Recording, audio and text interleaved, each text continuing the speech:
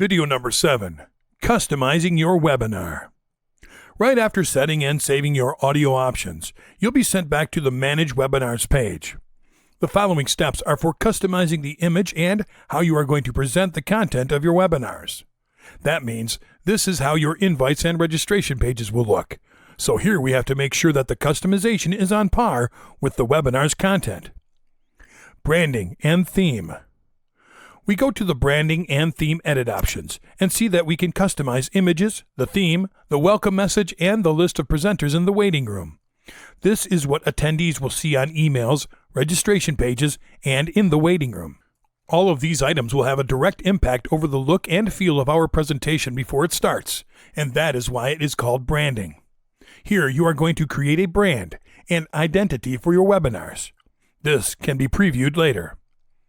In the Images section, you have to choose a logo and a custom image.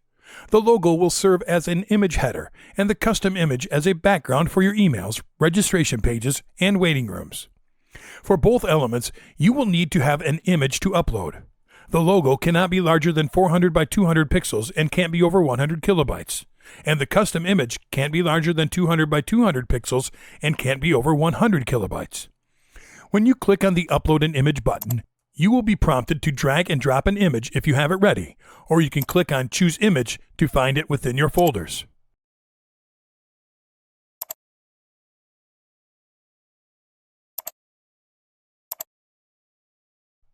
The theme refers to the color scheme that will be seen in your webinar.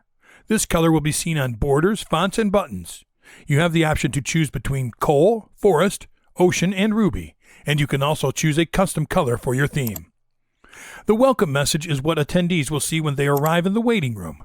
Here your message is limited to 987 characters. It is important to include information that could help attendees to be better prepared to participate on the broadcast. The last customizing option will be for the organizers and presenters.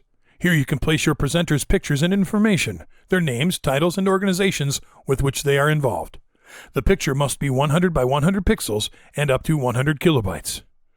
If you have more than one presenter, for example you and a panelist, you have to set up your information and then press Add Another Presenter, where you will fill in the information for the other presenter, and so on, until all your presenters' information has been added.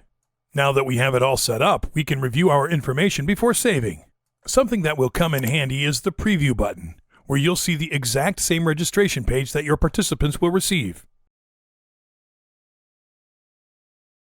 After checking all this, we save and go to the Manage Webinar main page to check the staff organizing options.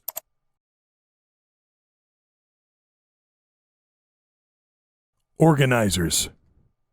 An organizer is an account holder in charge of running the webinar. Generally, organizers are the ones behind the GoToWebinar accounts setting up the webinars.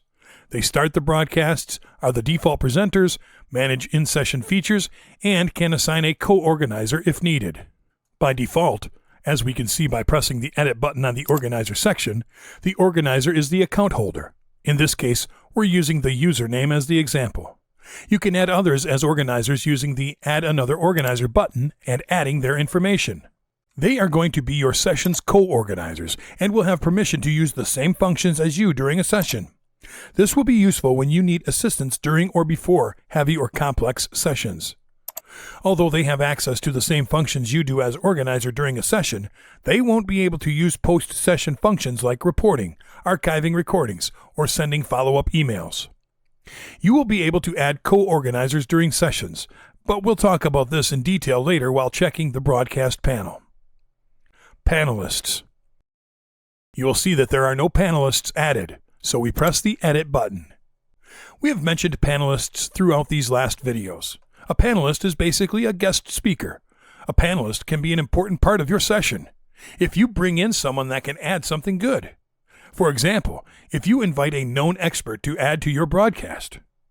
Panelists can present the webinar, they can be shown on the webcam during the session, and they can be assigned questions formulated by participants, which is useful to enhance an assistant's interaction with presenters, which in turn makes them want to come back.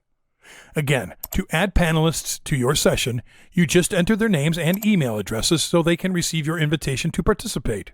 Use Add Another Panelist until you've added all the panelists you wish or that you will need.